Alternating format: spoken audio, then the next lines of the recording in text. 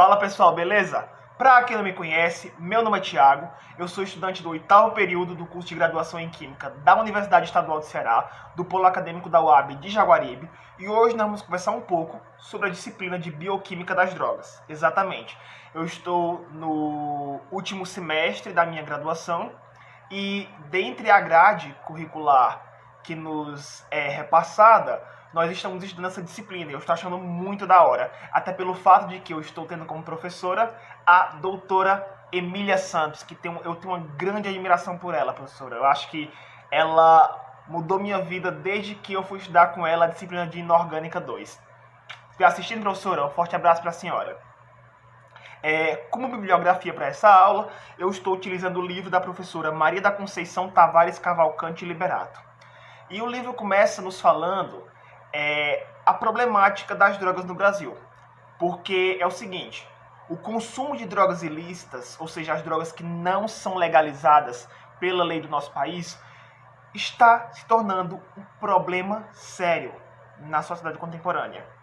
Nós temos que cerca de 1 milhão de brasileiros consomem drogas como, por exemplo, a maconha. Isso cotidianamente. E o pior é que eles estão fazendo uso dessas drogas pensando simplesmente, isso não tem problema, isso é uso recreativo. E muitos já estão num caminho que é de muito difícil retorno. Estão usando drogas como, por exemplo, a cocaína, o crack, a heroína e tantas outras drogas que são muito difíceis de se largar quando, por exemplo, você já está num vício. E o mais intrigante de saber de tudo isso é que o consumo dessas drogas, elas estão acontecendo até no período da infância. Muitas vezes influenciado por familiares próximos, certo? Aí vem aquela coisa, o que isso tem a ver com os licenciandos em Química? O que nós, estudantes de um curso de licenciatura, podemos fazer como professores e como futuros professores? A gente pode trabalhar esses conceitos de drogas ilícitas em sala de aula por meio de estratégia de ludicidade, mostrando a estrutura química das drogas, os grupos funcionais que estão lá presentes, a presença de compostos saturados ou insaturados, a presença de núcleos benzênicos, fenantrênicos, pirimídicos e tantos outros. O primeiro capítulo do nosso livro fala um pouco sobre o sistema nervoso humano. Porque, como nós sabemos, o uso dessas drogas ilícitas, eles acabam afetando muito forte órgãos como o cérebro, o cerebelo, o tronco encefálico e tantos outros. Então, acho que é interessante a gente entender a anatomia e um pouco da fisiologia desse sistema, certo? Se eu pego aqui o sistema nervoso, eu posso dividi-lo anatomicamente em sistema nervoso central e sistema nervoso periférico. O sistema nervoso central, ele se divide em encéfalo e medula espinhal. O encéfalo, certo, que fica dentro da caixa craniana, ele é dividido em cérebro, cerebelo e tronco encefálico. Já o sistema nervoso periférico, ele é dividido em nervos e gânglios. Os nervos, nós temos 12 pares de nervos cranianos e 31 pares de nervos raquidianos. Nervos cranianos são aqueles que surgem do crânio e os nervos raquidianos é que surgem da medula espinhal, certo? E os gânglios são conjuntos de nervos. Nós temos os gânglios que são os gânglios sensitivos e os gânglios autônomos. O sistema nervoso central, pessoal, ele é responsável por decodificar, por exemplo, o que a gente sente, o que a gente pensa. É responsável também pelo controle do sono, pelo controle da fome, pelo controle da sede, pelo impulso sexual, pela memória, pelos movimentos, pelos sonhos, inteligência, linguagem e o aprendizado. O órgão que é o mais notório, eu não falo mais importante, eu falo mais notório do sistema nervoso, é o cérebro. Porque o cérebro, pessoal, ele é responsável por reconhecer todas as sensações e formar as nossas percepções. E uma coisa interessante é que ele pode ser remodelado extensivamente durante a vida, sem medicamentos e sem cirurgia. é o famoso caso que a gente chama de neuroplasticidade, ou plasticidade cerebral, ou plasticidade neural. O conceito de neuroplasticidade é mais ou menos o seguinte, vou colocar até aqui para vocês. A neuroplasticidade permite que os neurônios se regenerem tanto anatomicamente quanto funcionalmente, formando novas conexões sinápticas. Trata-se da habilidade do cérebro de se recuperar e se reestruturar. Por conta disso, a definição de neurônios como célula permanente pode ser melhor interpretada. É mais ou menos o seguinte: muitos de vocês talvez tenham estudado no ensino médio ou até em alguma graduação em que existem 3 tipos de células. Existem as células lábeis, as células estáveis e as células permanentes. As células lábeis são aquelas que conseguem se regenerar com muita facilidade e com muita rapidez. É o caso, por exemplo, das células de revestimento, como é o caso das células epiteliais, as células que formam o túbulo seminífero, o epitélio seminífero, né, que é onde os espermatozoides eles são produzidos, e também de alguns órgãos hematopoéticos. É o caso, por exemplo, das próprias hemácias, que são os eritrócitos, os glóbulos vermelhos, células vermelhas, e os glóbulos brancos, também chamado de leucócitos ou células brancas. São as famosas, essas são células lábeis, certo? As células estáveis, pessoal, elas têm uma capacidade de replicação no qual os núcleos delas ficam permanentes em descanso durante um tempo, e elas só conseguem se dividir se tiver algum estímulo. Por exemplo, as células ósseas, né? Nós temos os osteócitos, os osteoblastos e os osteoclastos. Essas células, em condições normais, na química a gente fala, né, as CNTPs, as condições normais de temperatura e pressão, elas permanecem sem ficar se dividindo. Agora, por exemplo, se você sofre uma fratura óssea, essas células ósseas elas vão acabar se dividindo mais, se replicando, para regenerar aquele tecido que foi lesionado, certo? Aquele tecido ósseo. O mesmo acontece com os hepatócitos, que são as células hepáticas. Os hepatócitos, pessoal, eles são as células do fígado e normalmente eles não ficam se dividindo toda hora. No entanto, se você tem, por exemplo, se você vai passar por uma cirurgia de retirada do fígado, você vai ter uma replicação conformacional para que aquela parte do fígado se regenere. Sim, o fígado ele é um órgão que ele consegue se regenerar. Isso porque ele é classificado como uma célula estável. Já as células permanentes, pessoal, o conceito delas é que elas não têm capacidade de regeneração. É o caso dos neurônios. Aí vem aquela coisa, mas Thiago, você acabou de falar em neuroplasticidade, que os neurônios, que o cérebro, ele consegue se regenerar em determinados momentos. Pois é, pessoal. Muitos professores, eles consideram que esse conceito de células lábeis, estáveis e permanentes acabou virando um conceito muito engessado, certo? Porque, sim, os neurônios, eles, dependendo de situações do organismo, da pessoa e tudo mais, sim, eles conseguem se regenerar. Lógico que não tão fácil quanto as células lábeis, por exemplo. Mas, nesse ponto, né, em virtude do fenômeno da neuroplasticidade, a gente pode falar, então, que as células permanentes não é que elas não se regeneram, mas sim que a capacidade de regeneração delas é bem diferente das células lábeis e se aproxima até das células estáveis, certo? E a célula principal que faz parte do sistema nervoso, pessoal, são os neurônios.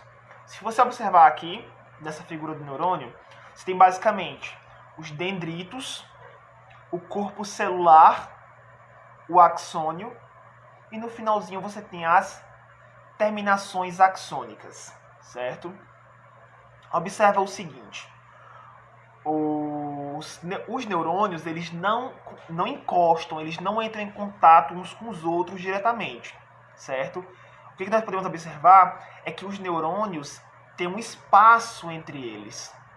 O espaço que há entre os neurônios a gente chama de fenda sináptica, certo, pessoal? Fenda sináptica. E nessa fenda sináptica você vai ocorrer o fenômeno da sinapse, que é a comunicação entre os neurônios. E essa comunicação, pessoal, ela é unidirecional. É sempre dendrito, corpo celular, axônio, terminações axônicas. Aí depois o próximo neurônio, né? Dendrito, corpo celular, axônio, terminações axônicas. E assim vai. Você pode observar que nos axônios você tem um revestimento lipídico chamado de bainha de mielina ou extrato mielínico. E entre uma bainha de mielina e outra, você tem esses nódulos que são os nódulos de Ranvier. Graças à bainha de mielina, o impulso nervoso ele consegue passar bem mais rápido. Quanto mais uma célula ela é mielinizada, ela possui essa bainha de mielina, mais rápidos serão os impulsos nervosos que acontecerão.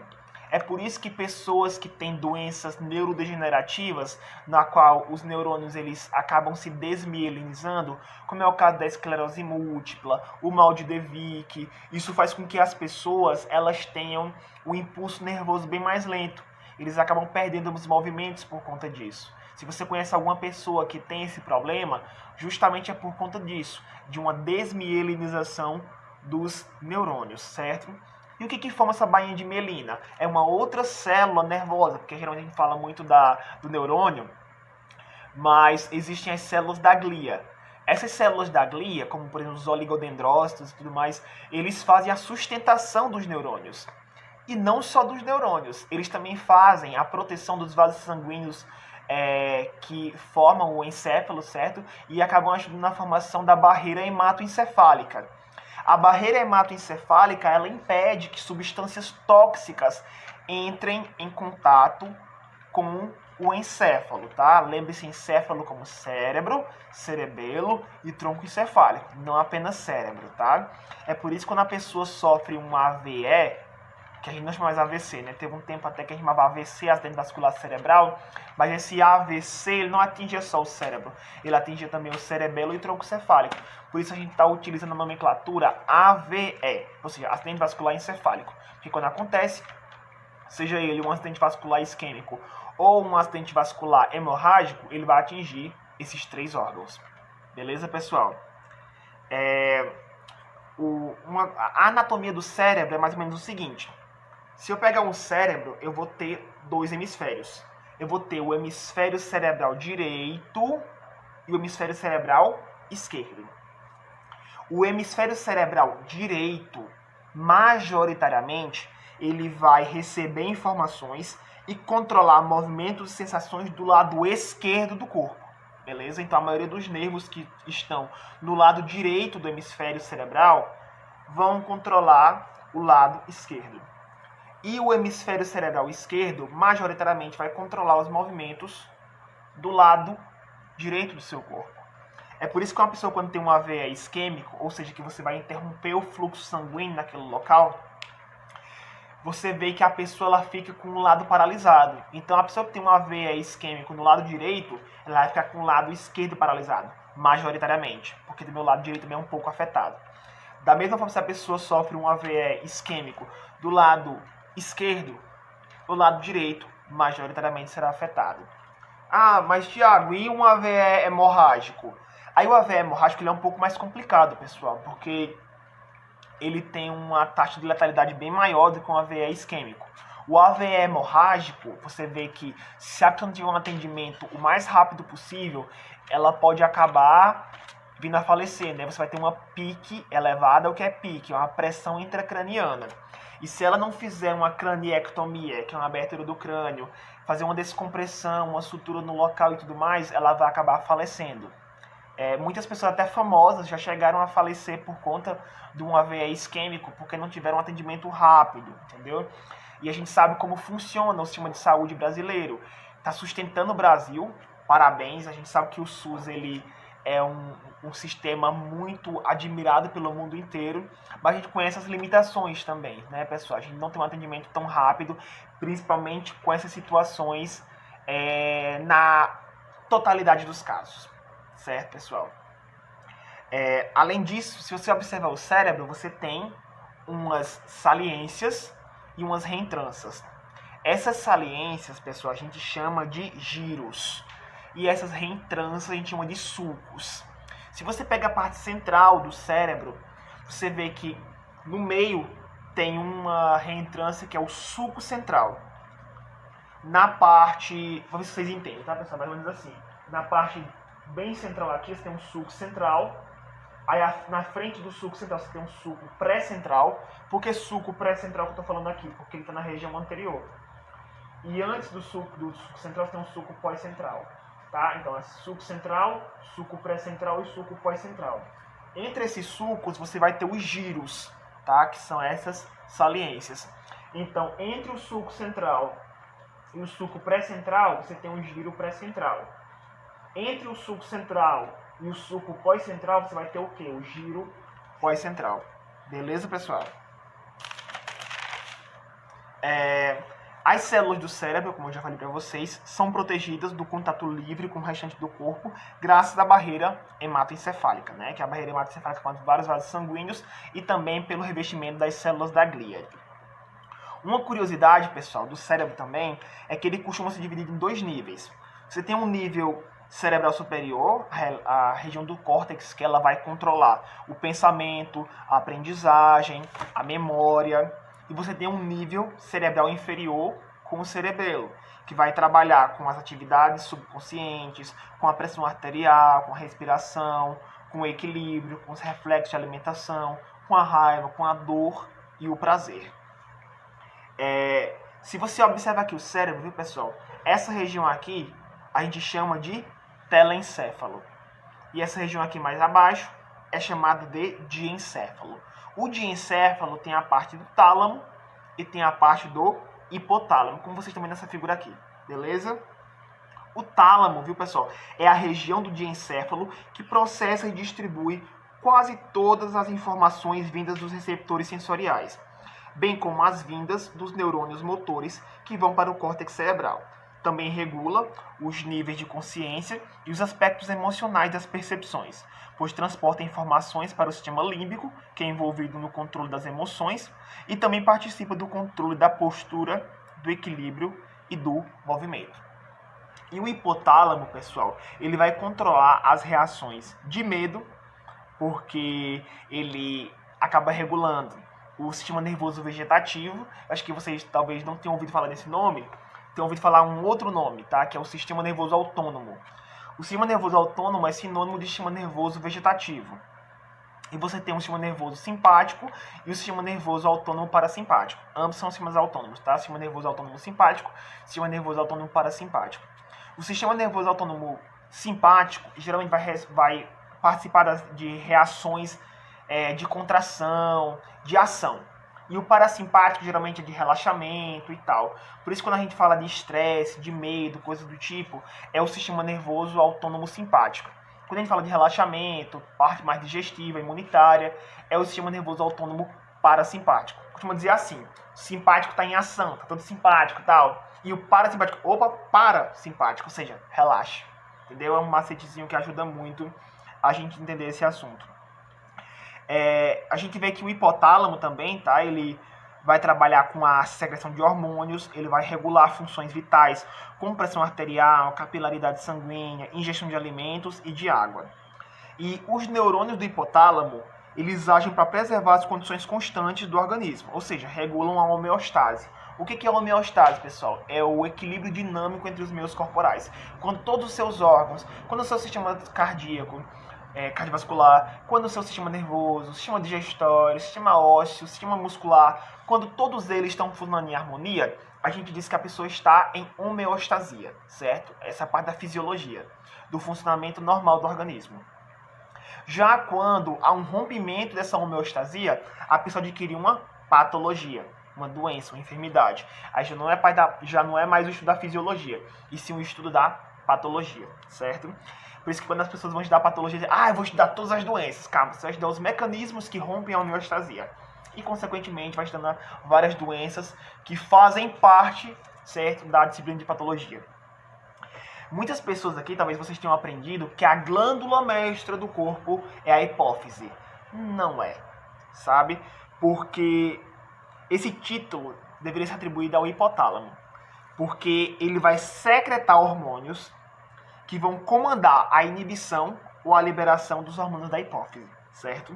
Então, assim, a hipófise ela atua no funcionamento de outras glândulas, como a sexual, tireoide, do córtex adenal, do crescimento dos ossos. O que a gente pode falar é que, sim, a hipófise e o hipotálamo, eles funcionam como um sistema de integração e saída para todo o sistema nervoso central.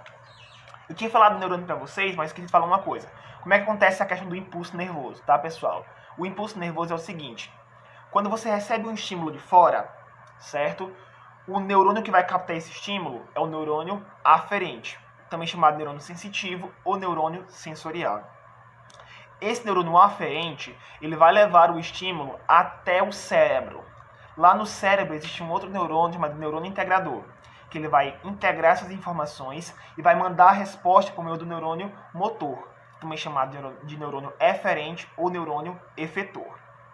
Agora, quando, por exemplo, você faz uma reação involuntária, alguém fala com seu nome e você se assusta, ou então você pega uma panela e você acaba tirando antes de pensar. Você primeiro realiza a ação e depois pensa. Ou muitas vezes o famoso reflexo patelar, que é quando o médico, o enfermeiro, o profissional de saúde dá aquela martelada no seu joelho e você acaba mexendo ele sem você controlar. Vou até colocar um vídeo aqui que eu fiz esse experimento em sala alguns anos atrás, quando eu trabalhava no ensino fundamental. Vou colocar para você dar uma olhada. Nesse momento, viu, Francisco e demais alunos, é o famoso ato reflexo, especificamente sobre o reflexo patelar. Como é que ele ocorre? Geralmente, os impulsos nervosos acontecem quando o neurônio aferente ele vai até o sistema nervoso central. Aí tem o neurônio associativo, que ele vai integrar essas informações, saber qual é o ato, depois volta para o neurônio motor, fazendo tal ação. No entanto, quando a gente tem um ato reflexo, o impulso nervoso ele não tem tempo de chegar até o cérebro. Ele vai só até a medula espinhal e volta gerando um ato sem você pensar. Acontece muitas vezes quando você vai, sei lá, cozinhar alguma coisa, deixa a panela muito quente, toca sem querer, aí acaba se queimando. Você primeiro faz o ato e depois pensa. Aquele famoso é o ato reflexo. Nesse momento, eu mandei um famoso reflexo patelar. Como é que acontece? Aqui nós temos uma patela ou rótula, que é um osso que fica nessa região aqui do joelho. Aqui por baixo, viu, pessoal, as terminações nervosas vão entrar em contato com o martelo. Logo após, o membro inferior do nosso aluno vai fazer a resposta antes mesmo do neurônio chegar até o cérebro. Você faz o momento dessa seguinte forma. Exatamente. Então, muito obrigado pela atenção. Então, pessoal, aquele movimento involuntário que foi realizado pelo nosso aluno, tá? Aquele reflexo patelar, aquele ato a gente chama de ato reflexo. Já o conjunto de mecanismos que levou àquela ação, a gente chama de arco reflexo, certo? Lembrando também, pessoal, que o sistema nervoso central, ele é composto por cérebro, cerebelo e tronco encefálico. A gente falou do cérebro. O cerebelo, viu, pessoal, ele é responsável pela coordenação motora e pelo equilíbrio. E anatomicamente ele é separado em dois hemisférios. Você tem o hemisfério cerebelar direito e o hemisfério cerebelar esquerdo.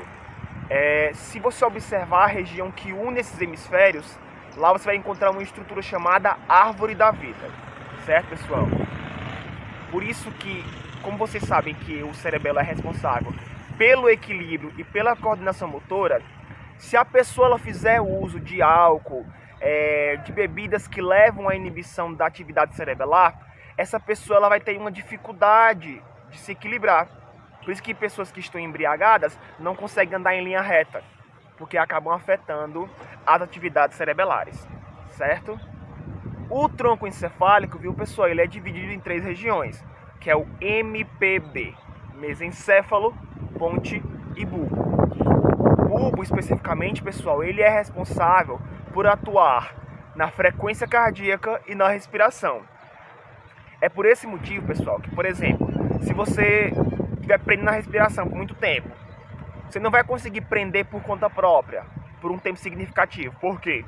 Porque no seu corpo, esse gás carbônico vai reagir com a água e vai acabar formando o ácido carbônico. Esse ácido carbônico faz com que o bulbo envie uma mensagem para o diafragma e o diafragma ele vai contrair e você vai expulsar aquele ar que você estava retendo, certo? Até nisso nosso organismo ele é muito bem estruturado fisiologicamente. Olha aí, pessoal. Lembrando, viu, pessoal, que essas divisões, a anatomia, quando eu falo delas, tá, pessoal, estou falando de cada uma dessas estruturas. Já o funcionamento delas já é a parte da fisiologia. E quando essa fisiologia ela acontece quando todos os sistemas estão funcionando harmonicamente, em homeostasia. E quando acontece algum problema que rompe essa homeostasia, a pessoa ela vai estar com uma patologia, certo? Aí, vamos lá, pessoal. Lembra que eu falei para vocês que o cérebro, o cerebelo e o tronco cefálico são protegidos por uma estrutura chamada barreira hematoencefálica? Aí você pode até pensar, Tiago, se por acaso a gente sabe que eles são protegidos por essa barreira, por que as pessoas elas não podem fazer uso de drogas ilícitas? Já que o cérebro, o cerebelo e o tronco cefálico são protegidos por essa barreira hematoencefálica. Então, pessoal, essas drogas como a nicotina, êxtase, muitos medicamentos ansiolíticos, antidepressivos, eles possuem uma polaridade semelhante às células da glia, que protegem a barreira hematoencefálica. E lembra do conceito de polaridade, tá, pessoal? Que polar dissolve apolar e apolar dissolve apolar. Como nós sabemos que as células da glia têm uma composição lipídica apolar, e esses medicamentos, essas drogas também têm composição apolar, sim, eles conseguem atravessar a barreira hematoencefálica e acabam atingindo o encéfalo, tá, pessoal? Se vocês gostaram dessa aula, curtam, comentem, compartilhem e se inscrevam no canal. E até a próxima.